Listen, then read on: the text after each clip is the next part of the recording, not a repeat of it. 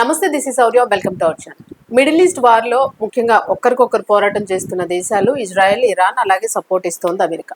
So ఈ మూడు దేశాలకి సంబంధించి ముఖ్యమంత్రులు కానీ, ప్రధానమంత్రులు కానీ, వాళ్ళ సుప్రీంస్ కానీ వీళ్ళు ఒకరికొకరు దాడి చేసుకుంటున్న తరుణంలోనే ప్రజలు చాలా వరకు నష్టపోతూ ఉన్నారు అనేది అయితే చూస్తూ ఉన్నాం. అయితే ఇరాన్ లోని ప్రజల్ని ఎంతమందిని చంపేసినా, ఇరాన్ మీద ఎలాంటి అటాక్స్ చేసినా సరే ప్రజలు మాత్రము ఇరాన్ సుప్రీంకే మద్దతుగా వస్తూ ఉన్నారు. అది మనకు కనిపిస్తూ ఉంది.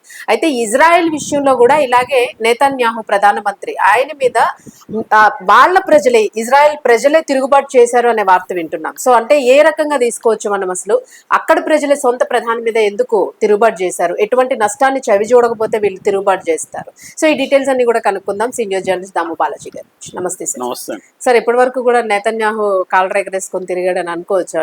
సో ఇప్పుడు చూస్తే మాత్రం ఇజ్రాయెల్ ప్రజలు తిరుగుబాటు చేశారు ఆయన మీద. సో సొంత ప్రైమ్ మినిస్టర్ మీద ఎందుకు తిరుగుబాటు చేయాల్సి వచ్చిందని అనుకోవచ్చు? ప్రధానంగా ఏంటంటే ప్రజల కంటే కూడా మిలిటరీలో తిరుగుబాట్లు వస్తున్నట్టుగా తెలుస్తుందండి. మొన్న సెక్యూరిటీ క్యాబినెట్ మీటింగ్ జరిగింది 2 రోజుల ముందు. ఈ సెక్యూరిటీ క్యాబినెట్ మీటింగ్ లో ఐడిఎఫ్ అంటే ఇజ్రాయెలీ డిఫెన్స్ ఫోర్సెస్, దానికి చీఫ్ ఆఫ్ స్టాఫ్ అంటారు వాళ్ళు, అంటే మిలిటరీ కమాండర్ కంప్లీట్ గా వాళ్ళని చీఫ్ ఆఫ్ స్టాఫ్ అంటారు. ఈ చీఫ్ ఆఫ్ స్టాఫ్ అయల్ జమీర్ ఆయన ఒక సీరియస్ కన్సర్న్ అని ఆ క్యాబినెట్ లో చెప్పాడు. అదేంటంటే కొలాప్స్ అయిపోతుంది మన మిలిటరీ అని చెప్పాడు. ఎందుకంటే మొత్తం ఇజ్రాయెల్ మిలిటరీ 5 దేశాల్లో పోరాడుతున్నారు. 1 Gaza, 2 west bank, 3 Lebanon, 4 Syria, 5 Iran కొత్తగా. సో ఈ 5 చోట్ల వీళ్ళు పోరాడుతున్నారు. మామూలుగా మనకి ఇజ్రాయెల్ జనాభా ఎంత, 1 కోటి మంది కూడా లేరు, 90 లక్షల మంది ఇజ్రాయెల్ జనాభా. అందులో రెగ్యులర్ సైన్యం ఎంత అంటే 1,65,000 మంది. అది కాకుండా రిజర్వ్లో ఒక 4,65,000 మంది ఉంటారు. పారా మిలిటరీ వాళ్ళు ఒక 35,000 మంది ఉంటారు. టోటల్గా 6,70,000 మంది. ఇందులో ఎయిర్ ఫోర్స్ లో 89,000 మంది ఉంటే నావీలో 19,500 మంది ఉన్నారు. అంటే ఇది దాదాపు ఫైర్ పవర్ అంటారు. ఫైర్ పవర్ స్టాటిస్టిక్స్ లో 226 స్థానంలో ఉంది ప్రపంచంలో. అంటే చాలా తక్కువ సైన్యం వాళ్ళది. నిజానికి అమెరికా లేకపోతే ఆయన ఎవరో విట్కాప్ చెప్పాడు, ఒక బాంబు చాలు ఇజ్రాయెల్ కంప్లీట్ గా నాశనం చేయాలి. అమెరికా సపోర్ట్ తో ఇజ్రాయెల్ కొట్లాడుతుంది తప్ప, లేకపోతే ఇజ్రాయెల్ ని కొట్టడం అనేది అరబ్ దేశాలకు పెద్ద విషయం కాదు. సో ఈ నేపథ్యంలో ఏంటంటే సైన్యంలో విపరీతమైన ప్రెజర్. ఎందుకంటే 2023 అక్టోబర్ 7 తర్వాత వాళ్ళు విపరీతంగా యుద్ధాల్లో ఎంగేజ్ అయినారు. అంతకుముందు నుంచి కూడా గాజాలో, వెస్ట్ బ్యాంకు, అంటే పాలస్తీనాలో 2 ప్రాంతాలు ఉంటాయి. 1 Gaza, 2 west bank. West bank లో ఆల్రెడీ వీళ్ళ సైన్యం అక్కడ క్యాంపు పెట్టేసింది. అంటే కంప్లీట్ గా అదొక ఓపెన్ జైల్ లాగా అయిపోయి వీళ్ళ క్యాంపు మధ్యలో ప్రజలు జీవించాల, పాలస్తీనా ప్రజలు. విచిత్రం చూడండి, ఒకప్పుడు పాలస్తీనా ప్రజలు వీళ్ళు అడుక్కుంటే, అరే మాకు షెల్టర్ ఇవ్వండి, మాకు దేశం లేదంటే పాపం పాలస్తీనా ప్రజలు వీళ్ళకి ఆతిథ్యం ఇచ్చారు. ఇవాళ వాళ్ళ దగ్గరికి వెళ్ళిపోయి వాళ్ళని ఖైదీలుగా చేసేసారు. తిరుగుబడితే ఏమో టెర్రరిస్టులు అంటారు. ఇది జరుగుతుంది. సో ఇప్పుడు ఈ 5 దేశాల్లో వీళ్ళు చేస్తున్నారు కాబట్టి వీళ్ళకి విపరీతంగా ప్రెజర్. పైగా చిన్నపిల్లల్ని చంపుతున్నారు, స్త్రీలను చంపుతున్నారు, హాస్పిటల్ మీద వేస్తున్నారు. వీళ్ళు ఏమన్నా కనీసం ఇప్పుడు మనకి ఎంత క్రూడ్ అయినా కూడా చిన్నపిల్లల్ని వాళ్ళ కళ్ళెదురుగా చంపుతుంటే ఎక్కడో వాళ్ళ సైకలాజికల్ గా ఎఫెక్ట్. వాళ్ళకి పిల్లలు ఉంటారు, భార్య పిల్లలు ఉంటారు, ఫ్యామిలీలు ఉంటారు. అందువల్ల సైకలాజికల్ గా విపరీతమైన ప్రెజర్ పడుతుంది వీళ్ళకి. రెండోది ఫిజికల్ గా కూడా స్ట్రెయిన్. ఫ్యామిలీస్ కి దూరంగా ఉండాలి, ఫ్యామిలీస్ అంతా కూడా సఫర్ అవుతున్నారు. అందువల్ల అతను ఈ చీఫ్ ఆఫ్ స్టాఫ్ ఏమంటున్నాడంటే, జమీర్ మొత్తం కొలాప్స్ అయిపోతారు మన సైన్యం అని ఆయన హెచ్చరించాడు.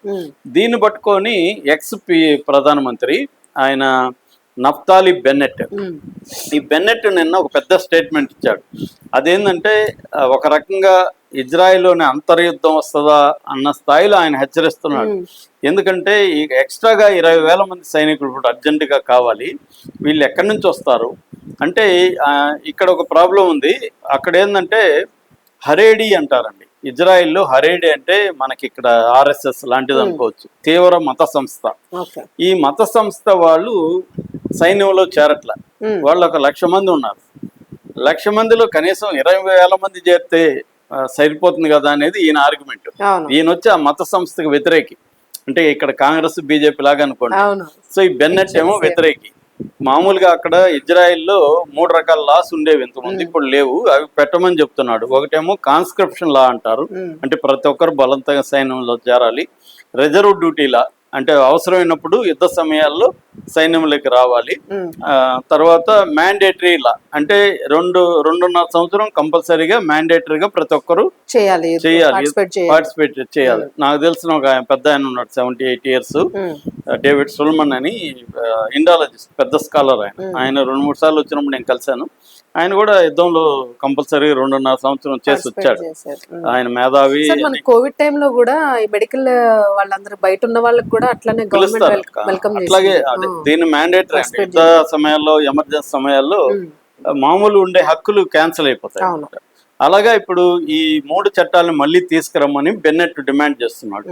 అంటే ఈ హరేడీలో ఉండే అల్ట్రా ఆర్థడాక్స్ అంటారు వీళ్ళని, దాంట్లో ఉండే 1,00,000 మంది మీరెందుకు చేరట్లేదు సైన్యంలో? ఇందులో అంటే 1,00,000 మంది అంటే ఎవరు ఆయన చెప్పేది? ముసలివాళ్ళు కాదు, యంగ్ పీపుల్, మిలిటరీలో చేరగలిగిన ఏజీ, దృఢత్వం ఉన్న వాళ్ళు 1,00,000 మంది ఈ హరేడీలో ఉన్నారు. ఈ హరేడీలో 1,00,000 మందిలో మేము అడుగుతున్నది 20,000 మందే కదా, వచ్చి 20,000 మంది చేరండి. సైన్యం సరిపోవట్లేదు, ఎందుకంటే చాలా మంది మెంటల్ హెల్త్, ఫిజికల్ హెల్త్ సరిగా లేకపోయినా కూడా యుద్ధం చేయాల్సి వస్తుంది. వాళ్ళకందరికి రిలీవ్ చేయాలంటే రిప్లేస్మెంట్ కావాలి. కాబట్టి కొత్తగా 20,000 మంది కనీసం చేరాలి. పైగా యుద్ధాలలో రోజుకి ముదురుతూ ఉంది అనేది వీళ్ళు చెప్తున్నారు. సో అది బేసిక్ గా ఇది ఎక్కువ ఇప్పుడు నెతన్యాహుకి ప్రాబ్లం అన్నమాట. ఎందుకు ప్రాబ్లం అంటే ఎలక్షన్లు వస్తున్నాయి, ఇయర్ ఎండ్కి ఎలక్షన్లు వస్తున్నాయి. అసలు నెతన్యాహు యుద్ధాలు చేయడానికి అది కూడా ఒక కారణం. ఎందుకంటే అతను ఆల్రెడీ క్రిమినల్ గా డిక్లేర్ చేసే చట్టాలు, లంచగొండేని, రకరకాల కేసుల్లో అతను నేరస్తుడు. అతను జైల్లో పోయి కూర్చోవాలి. కానీ యుద్ధం ఉంది కాబట్టి తీసేయలేరు, కాబట్టి అతను ఉంచారు. అందుకని అతను యుద్ధం ఆపేస్తే జైలుకి వెళ్ళాలి. అందుకని యుద్ధం ఆపకుండా అతను ఏదో ఒక రకంగా ప్రొలాంగ్ చేసుకుంటూ అక్కడ ఎక్కడో చోట యుద్ధాలు చేసుకుంటూ వస్తున్నాడు.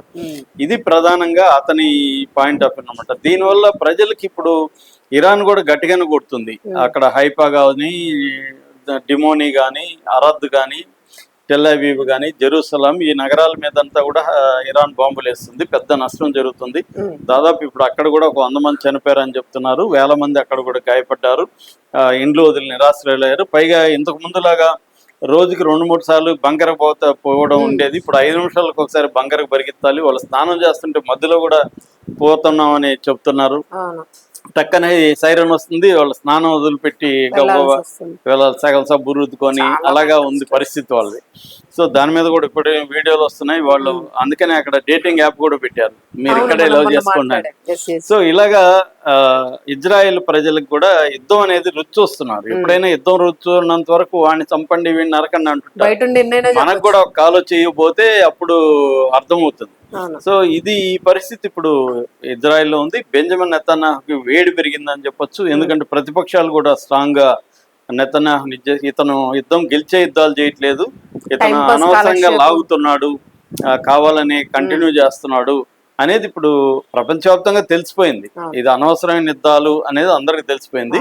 ఇప్పుడు అక్కడ కూడా వాళ్ళకి కూడా వేడి పుట్టి 2-3 సార్లు ప్రజా సంఘాలు కూడా ఓపెన్ గానే ధర్నా చేసి ఆ వీడియోలన్నీ CNN వాళ్ళు చేశారు. చివరికి CNN జర్నలిస్ట్ ను కూడా పోలీసులు చేయించేశారు మెలిదిప్పి. ఎందుకంటే వీళ్ళు కరెక్ట్ గా ఇక్కడ గ్రౌండ్ రిపోర్ట్ ఇస్తున్నారని చెప్పి మొన్న జెరూసలంలో. అలాగా ఇంకా అల్ జజీరా లాంటి దాన్ని బ్యాన్ చేశారు. సో అంటే ఇంటర్నేషనల్ మీడియాని బ్యాన్ చేసి వార్తలు రాకుండా చూసుకోవడం అనేది ఇజ్రాయెల్ చేస్తుంది. కొన్ని వీధుల్ని గూగుల్ మ్యాప్ల నుంచి కూడా తొలగించేశారు. అంటే ఆ వీధుల మీద ఇరాన్ అటాక్ చేసింది, దానివల్ల మనకి బయటకు తెలియకుండా ఉండాలని ఎక్కడెక్కడ దాడులు జరిగి వాటన్నిటిని గూగుల్ మ్యాప్ల నుంచి కూడా తీయించేశారు అన్నమాట. అలా జరుగుతుంది. కానీ ఇంటర్నల్ గా గొడవలు ఆగవు కదా, ఇవన్నీ ఇప్పుడు బయటకు వచ్చాయన్నమాట. మెయిన్ గా ఈ బెన్నెట్ ఎక్స్ ప్రధానమంత్రి, ఈయన చాలా స్ట్రాంగ్ గా ఈయనకి వ్యతిరేకంగా ఉద్యమం స్టార్ట్ చేసినట్టుగా మనకు తెలుస్తుంది. ఇది ఒక రకం బెంజమిన్ నెతన్యాహుకి బ్యాడ్ టైం అని కూడా చెప్పొచ్చు. అవును, ఇప్పటి వరకు సెల్ఫ్ డిఫెన్స్ కోసమే యుద్ధం అంతా చేస్తున్నట్టు. సో ఇప్పుడు అది కదిలేటట్టు రివర్స్ అవుతుంది. Right, thank you sir.